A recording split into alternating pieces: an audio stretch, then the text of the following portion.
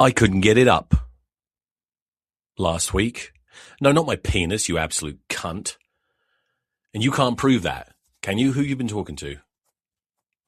I've got nothing to prove to you. I couldn't get it up last week. I couldn't get my video up last week, could I? And if you were looking for it, you wouldn't find it. I'm sorry. It was another bullshit thing that can only happen to me. Because I know what you think. You think I'm incompetent. You think I'm some kind of, for want of a better word, retarded person. And I can confidently say I'm not. I did worry for a while. I can't remember why this happened. I remember at some point thinking to myself, shit, is there something actually properly wrong with me? Mainly because I've failed so miserably at life in every possible way. And I do tend to struggle with so many basic things in my life. And I started thinking, I think I talked about this before. Maybe I'm actually mentally retarded because like I'm not very good at really anything. I do well at stand-up on stage, but here's the thing. I've seen people performing like at open mics and stuff who are terrible, but they are retarded. Like and I'm not insulting them. They are disabled in some way, right? And people will like sympathy laugh. So I started thinking, oh shit, is that what's going on with me? Do people just support me because they're like, no, he's doing his best? But then I realized without any doubt I'm not mentally retarded. And the reason I know I'm not is that I have gotten laid way too much. Do you know what I mean? Like I have 3 children, or sex trophies, if you will. And that's kind of that's how you know, because they don't get laid, do they? They'd like to, but we don't let them. As much as we're cool with mentally disabled people, and we want to support them and tell them they can do anything, we don't want to risk them making more. We don't want any more of them. There's a very hateful way to start it was supposed to be a sort of a self-effacing, self-deprecating start, but I just insulted the mentally challenged, and then bragged about getting laid a lot. I didn't say it's a high standard of women that I've been fucking throughout my life. This is a really stupid start. Can we forget this? What was my point? Oh yeah, I couldn't get that video up. This time it was the video that I record, as I think you know, I record with my phone, one of my 2 phones. I have one for using as a regular phone and one for porn, and also as a camera. So I filmed it. And for some reason, the second part, the main part, not the intro part, but the main part, just wouldn't upload. I could not upload it. It would fail every time, no matter what I did. There's no rhyme or reason for it. And I had to give up. I tried. You have no idea how much time I put into trying to get that fucking video up. If it happens again, because I'm using the same camera, so there's a chance that it could happen again. I hope it doesn't. I'm at the mercy of the camera, although not really. I could just not use it anymore. You know, I do have 2 GoPros, but they're a pain in the ass too. They're really annoying. I don't even want to talk about that. I don't want to get too technical. It's oh well shit, well, I didn't even tell you what day it is or anything. It's a Tuesday, barely. It's 10:53 p.m. my time on a Tuesday. And this is I was so bloody busy. This is the first chance I've really had to get this done. I guess I should prioritize better. You know, I suppose I didn't have to do a 5-hour anime marathon last night. I could have done it then. But I like it. I like Dorohedoro. You ever seen Dorohedoro? Check it out, please. So it's week whatever of the Prem, and I'm irritated because I just found out that there's no Prem next week. What did we have, 2 weeks? 2 rounds of the Premiership after the Six Nations, and now we're off with the fucking Champions Cup again, or Rugby Championship. I still don't know. Maybe I am retarded. I still lack basic understanding of, I mean, first of all, rugby, but also like the names of the tournaments and the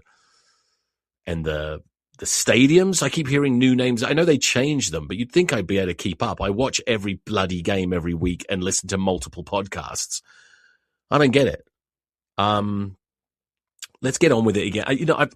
It's becoming a theme that every week I have to apologize. I don't think I even apologize anymore, do I? I'm quite disrespectful. I just say it's going to have to be a short one because I don't have a lot of time. And this does have to be a short. Do you know, it just reminded me of something so personal that. No, I will tell you.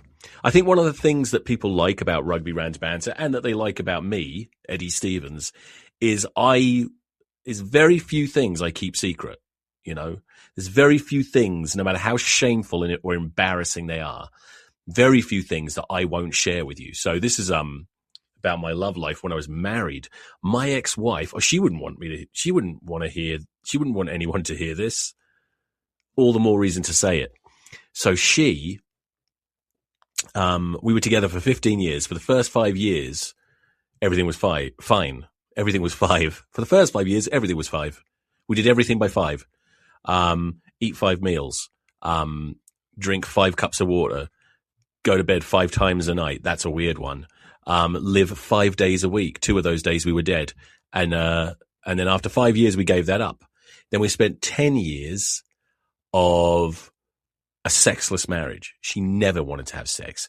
And now listen, I do pretty good. I sound so pathetic, don't I? I've got nothing to prove. I said that already.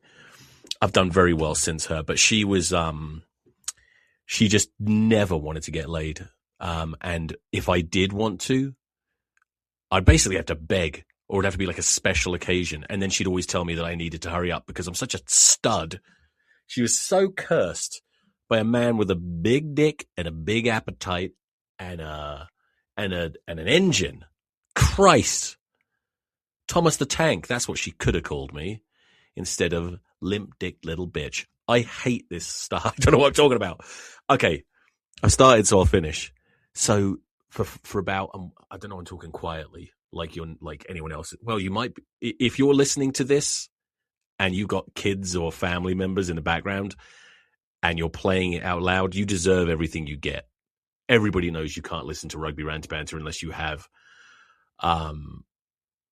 headphones and or you are a mile away from civilized society. Anyway, for 10 years, she never wanted to have sex. And I remember once it was my birthday and I said to her, I go, okay, I know this needs to be quick because you're tired. She's always tired. I know this needs to be quick, but since it's my birthday, just for once, can you please not tell me that it needs to be quick because it kind of ruins it for me? And she goes, all right, I won't say anything, but it does need to be quick. And I went, what the fuck are you talking about? I literally got furious and stormed out. And I really regret telling you this now, but I can't help it. It's because it's gossip. I've told you this before. I love the juice. I'm a gossipy goose. And I will gossip about myself. I'm not joking. I'll be at work and I'll hear people like talking about stuff and I'll be like, oh, what's this? I want to hear it. And I'm always like, fuck, that's nothing. Guess what I've been up to? And I'll tell them. And then I'll like leave and I'll be halfway home and I'll start thinking, what the fuck did I share that for? That was very personal. I don't want people to know that. But here's the thing. I genuinely regret telling that story. I've never told anyone except, well, I've told lots of people. What am I talking about? But I've never recorded it and publicly released it before. Can you believe that? And I'm regretting it and I would like to delete it. But here's the thing. I've already recorded almost 10 minutes and I'm too lazy to go back and do another one. So we'll keep it. Don't tell her. No tell her. Nutella. This podcast is sponsored by Nutella. And it is Rugby Rant Banter episode 286. Let's go.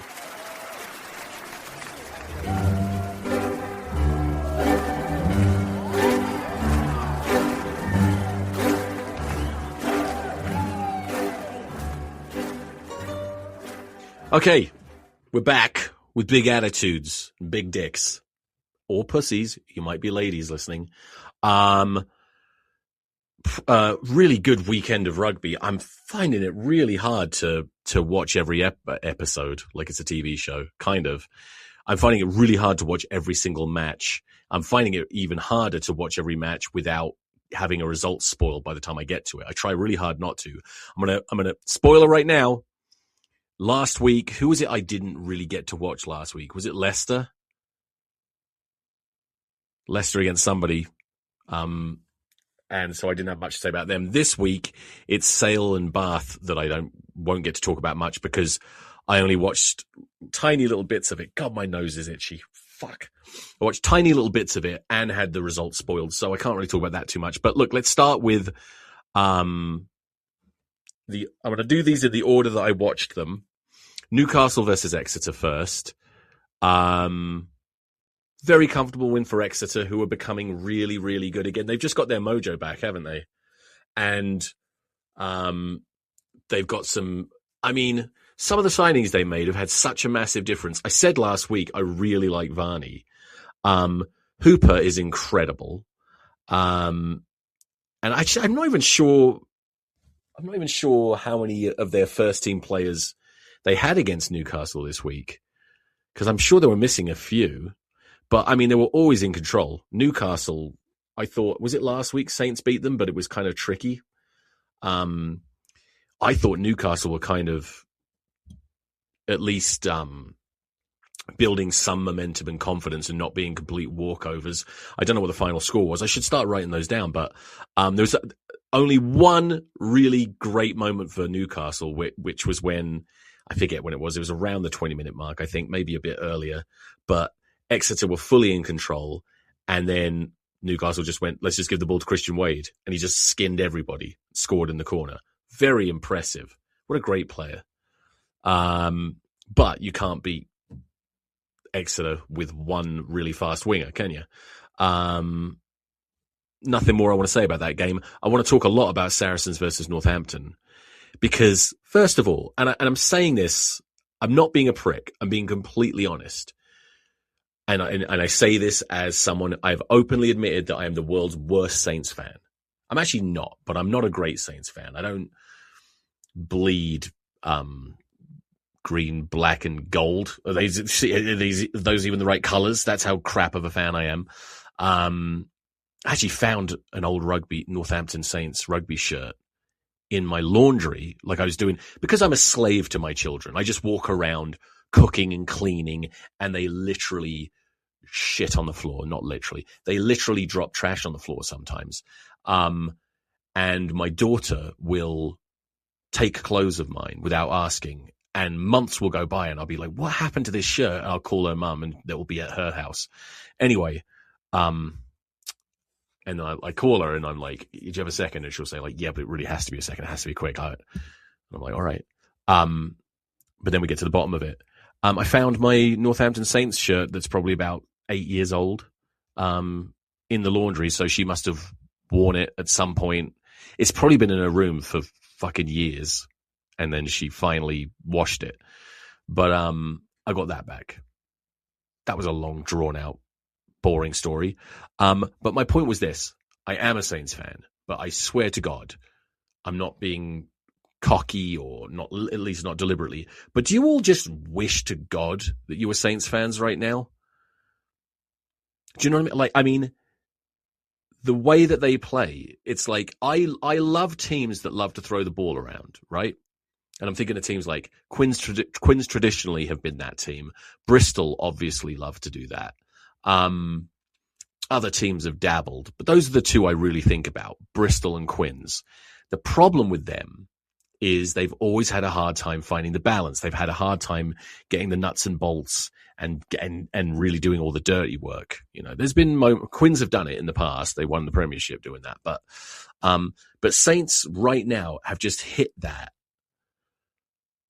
fucking perfect wavelength of, it's not always brilliant, drop the ball sometimes and stuff, but just in terms of ambition, balancing ambitious attack with aggressive, smart defense, and they have the players to do it, and they're just so entertaining to watch, and you really do feel confident. Like, this was Saracens, And last week I said Saracens were playing. Who did they narrowly lose to last week? Was it Leicester? No, it wasn't Leicester. Was it? Whoever it was. Oh, Bath. Do you remember I said they lost, and I think the scoreline sort of flattered Bath. I didn't think Saracens were that bad. This week, I thought, it wasn't that Saracens were necessarily bad, but I thought Saints deserved to win and probably deserved to win by more. But you always felt like Saints were going to win. And like some of the things they did, that Litchfield try, that's actually not what I was going to talk about. I just saw it in my notes, and I thought it was at a different point. But yeah, Litchfield, brilliant player, scored a brilliant try, but even better was the try that he helped set up for. Let me find the notes so I don't fuck this up.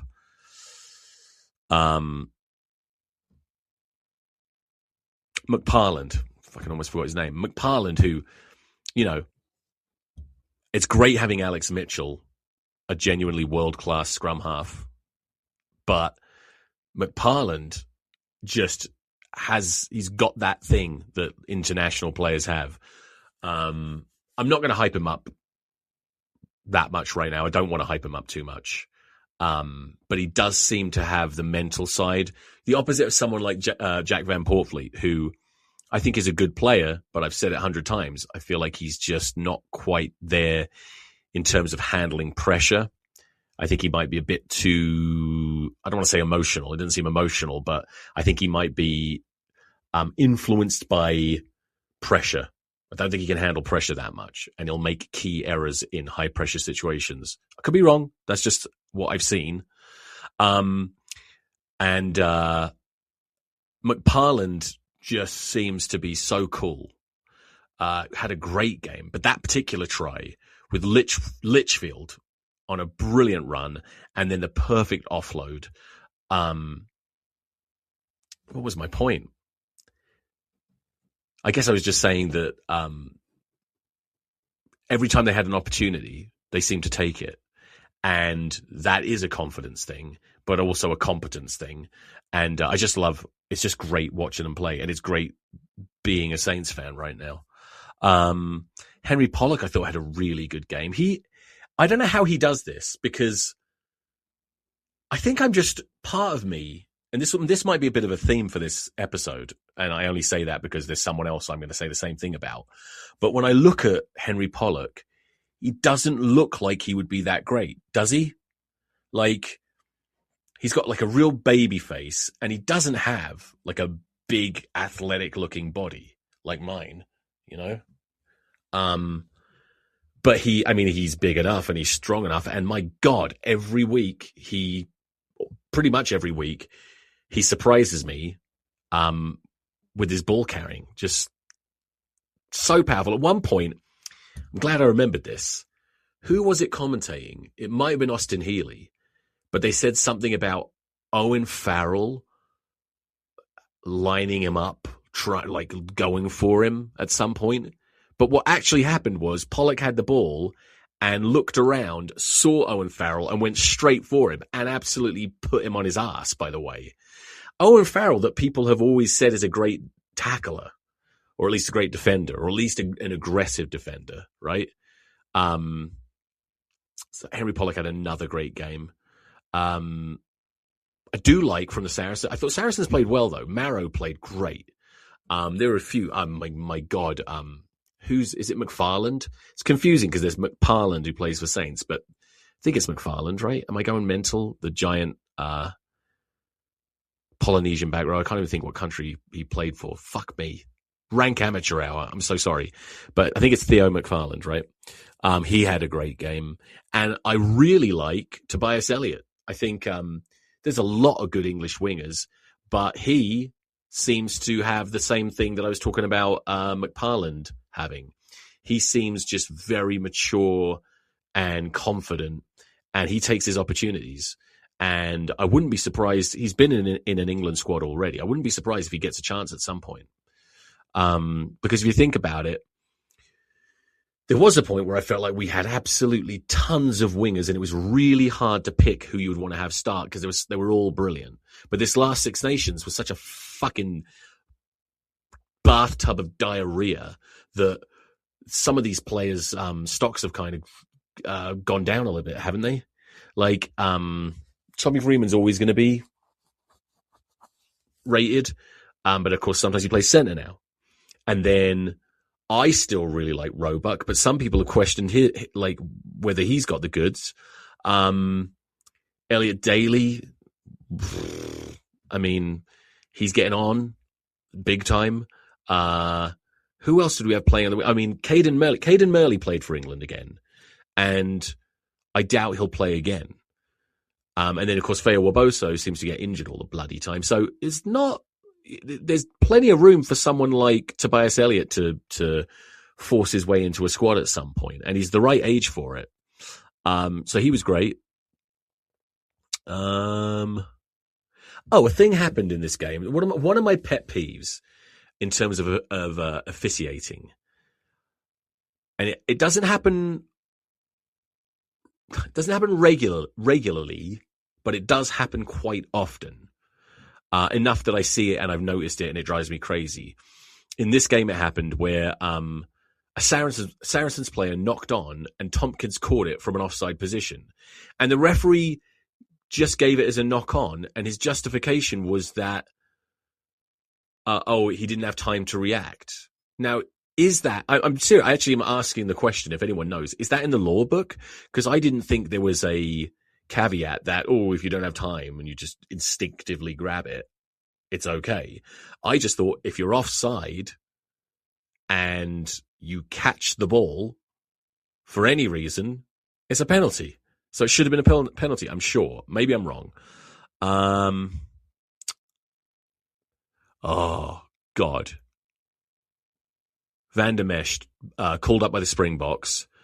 Who saw that coming? Because I remember when Saints signed him, the general feeling amongst the rugby brethren, and if you don't know who the rugby brethren are, if you like this podcast, you are automatically a member.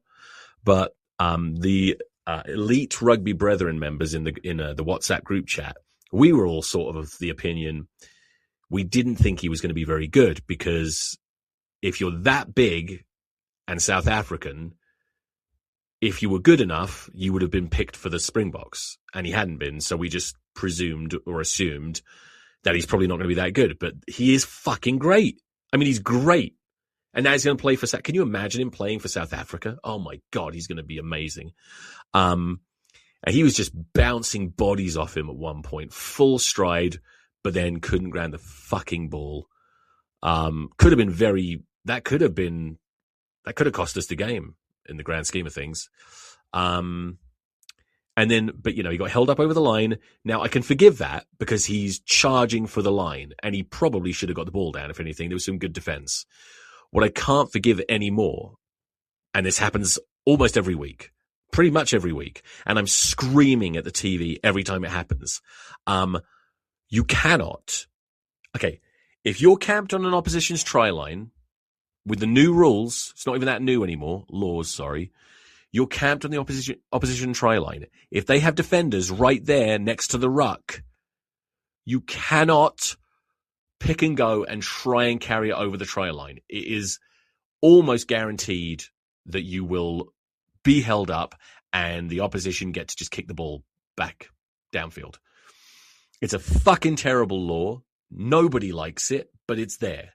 And for the first time this week, I don't know what game it was. I forgot to write it down, but for the first time this week, I saw clearly defenses trying to pull a player over the try line, which is crazy. That never would have happened in the past. But now they want you to do that. They want you to try and muscle over because all they got to do is get under the ball. It's not that hard, especially when they have multiple defenders right there and you're static. So that drove me crazy. Who did that? Let's see. I didn't write it down, but yeah, the law needs to be gotten rid of. If you're held up over the try line, it should be a scrum to you, not a goal line dropout. But as long as that is the law, don't risk it. But anyway, that was an amazing game with an amazing finish. And Saints deserved the win in the end. Also, can I say, because I can't believe I haven't mentioned it yet, I love George Furbank. Like, what a man. Do you know what I mean? when you watch him play, yeah, he had his eye socket destroyed. He didn't give a shit. He came back. The way he leads, the way he captains, the way he fronts up physically, he's got all the goods, all the athleticism, all the skills, fullback, fly half. Just a phenomenal rugby player, and I really hope he's not leaving Saints. If he is, that is a big loss.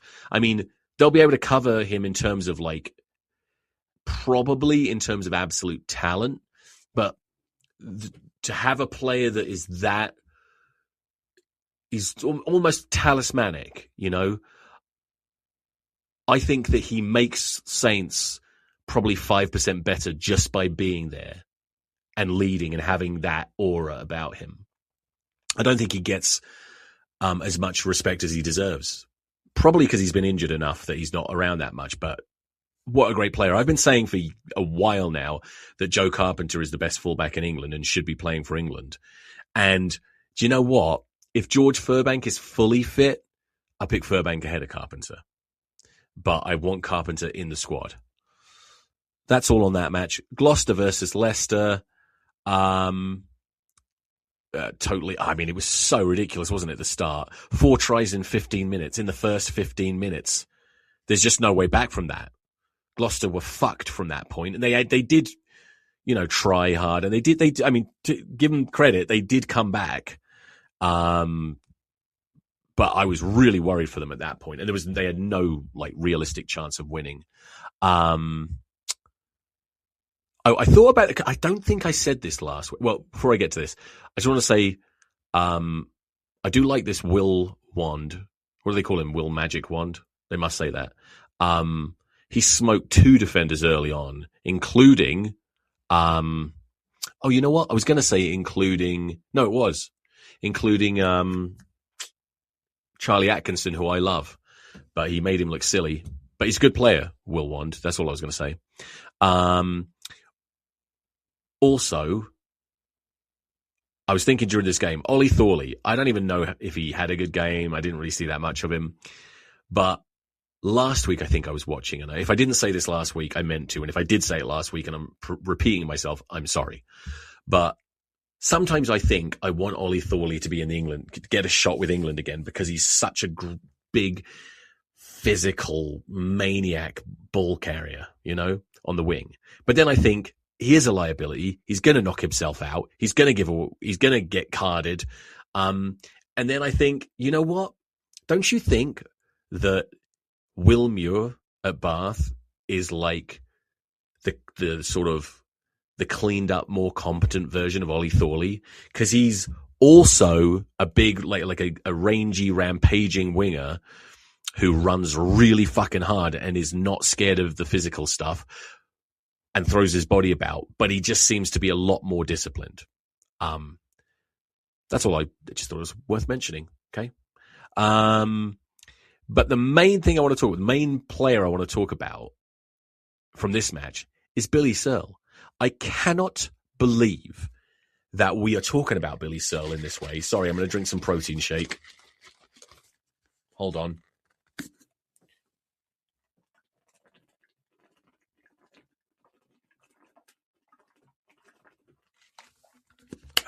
Okay.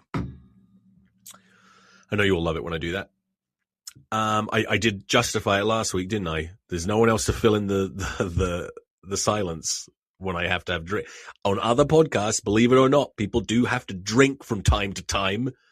And I do live in a fucking desert, and it's a protein shake.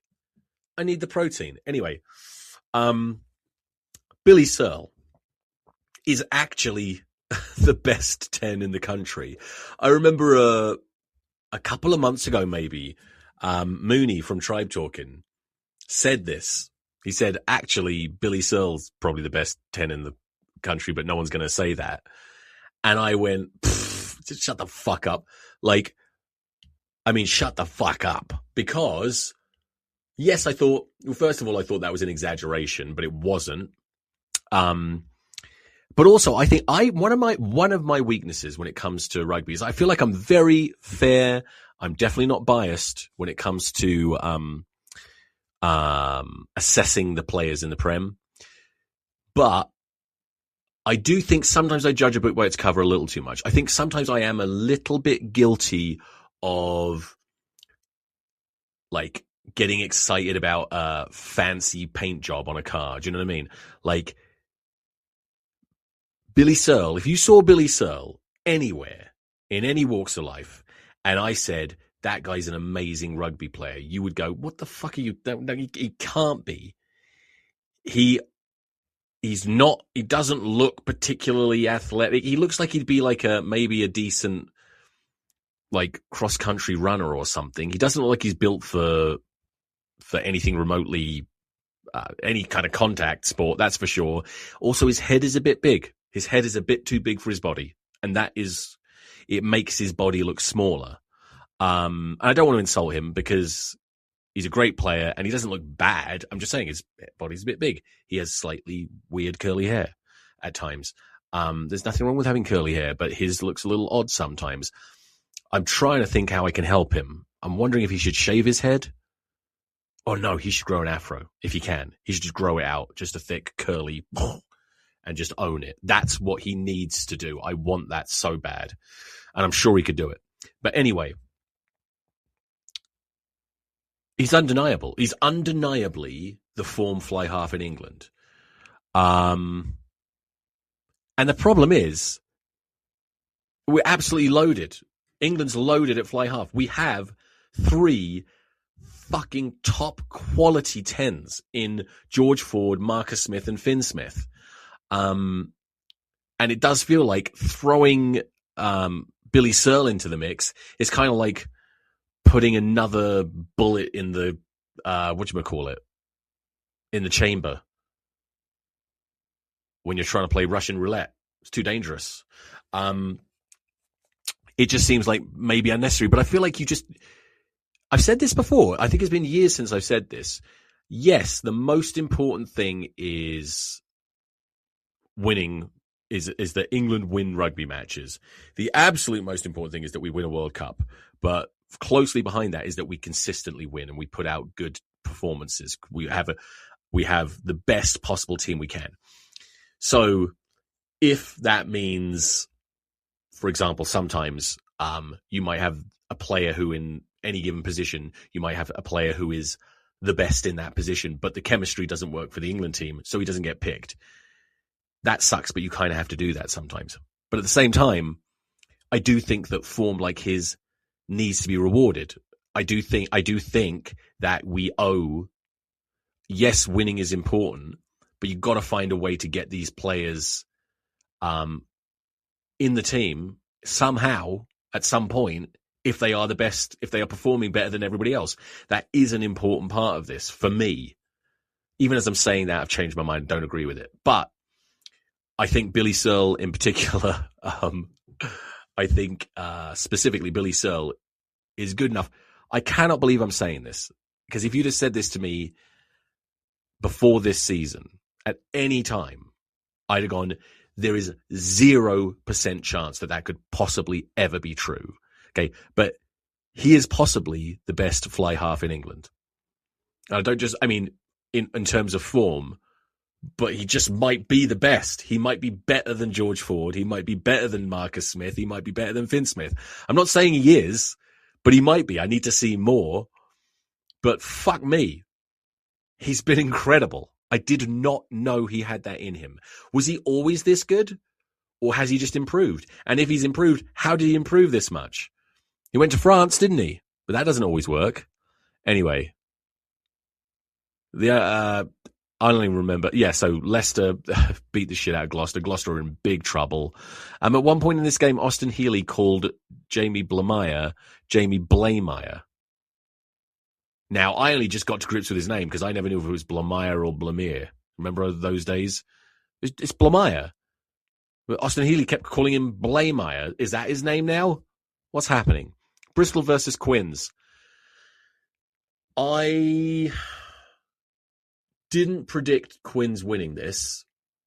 I mean, I don't officially yet. Very rarely do I predict results, but in my own little mind, I would not have expected Quins to win this. When I saw the lineup for Quins, I definitely didn't expect them to win. I thought it was going to be an ass kicking, and I cannot believe they won. I mean, I know that Bristol are unpredictable.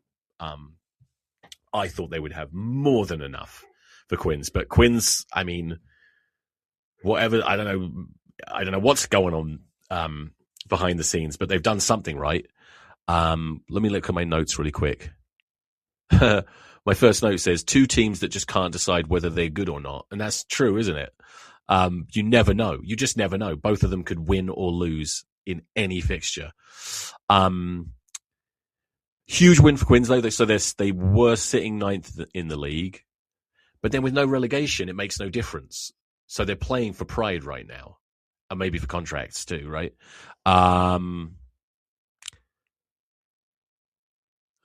Yeah, it's basically what I was saying in my notes.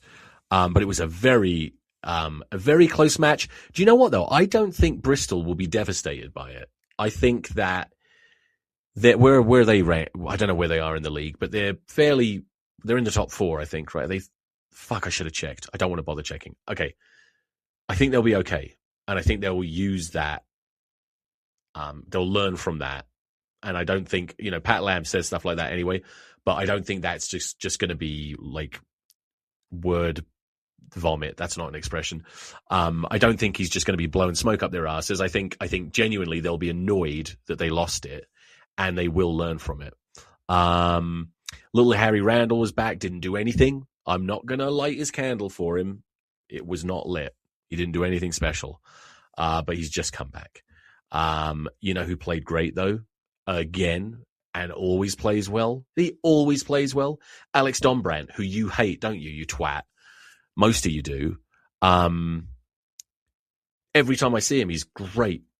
I think I feel like I've said this about somebody else, but right now, off the top of my head, I feel like Alex Dombrandt is the most underrated player in the Premiership. He had a try disallowed because they said Fitzharding was being held in. Basically, someone was like gently holding onto the side of his shirt. No way was he stopping Dombrandt from scoring. That was a bullshit call. That shouldn't have been disallowed. Caden Murley at 13 was good, wasn't he? He caught Reece Zammit from behind. Of course, not from behind. He had the angle. But even so, that's not something many players can do. Usually Reece Zammit just burns everyone. You know who I really like, by the way, talking of like good fly halves that we have? Is it Jamie Benson? I think it is. He was playing at fullback, but when I've seen him playing at 10, he looks like a guy for the future. He looks incredible. And the most amazing thing about him is he's fairly diminutive looking, like Billy Searle. But he is hard. Like he hits hard and he carries hard. Quite like him at fullback, but really love him at 10. Just shouldn't be at Quins with Marcus Smith there. It's going to be Marcus Smith is still pretty young, so I think he needs to move. I actually think he'd be a really good fit at Bristol. Benson. I think if I were Pat Lam, you got AJ McGinty, who is getting on and is fucking injured all the time, possibly because of his age. I don't know.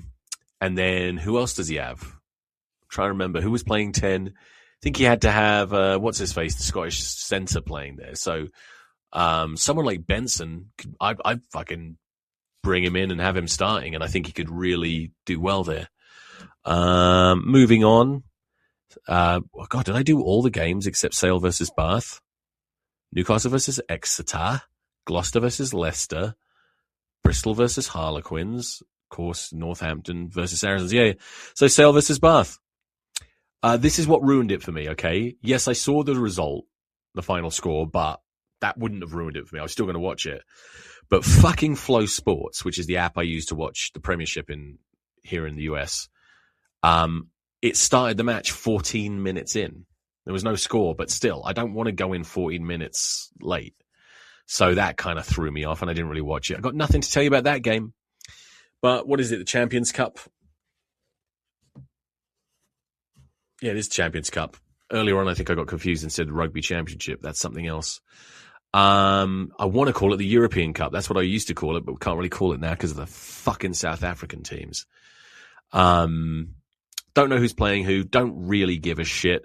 Once it gets to like knockout stages, I'll start giving more of a shit. But I will watch the games with the English teams, and I will come back to talk to you about it. Now, I hope this fucking video will upload. If it doesn't, I'll release a short video just explaining what's going on. And I know a lot of you really wanted to see the annoying gay guy from the show that I was at, the concert, dancing and stuff. You know what? I made a little short video that I was going to share just for that, but then I thought it didn't do justice to how annoying he looked. It just looked like a guy having a good time. So fuck that. But the video I was going to, my full length video, I had quite a funny little clip showing like multiple clips of him dancing, sort of popping up. I don't know if that makes sense. It would have been great, but alas, I'm tired. It's 11:30 p.m. my time, and I am going to have to edit this and release it now, because otherwise I can't technically say I got it out on a Tuesday. I don't even think I can do it. I don't think I can get this done in half an hour, but I'll do my best, and hopefully you'll wake up to this or get it shortly after you wake up. So thanks for listening. Okay, ciao. Oh, wait. Please subscribe to this if you hadn't. Share it. Tell your friends. If you're watching on YouTube, if it's on YouTube, like it, subscribe, all that bollocks. And now I really am going to go. Please, you got to give me some space.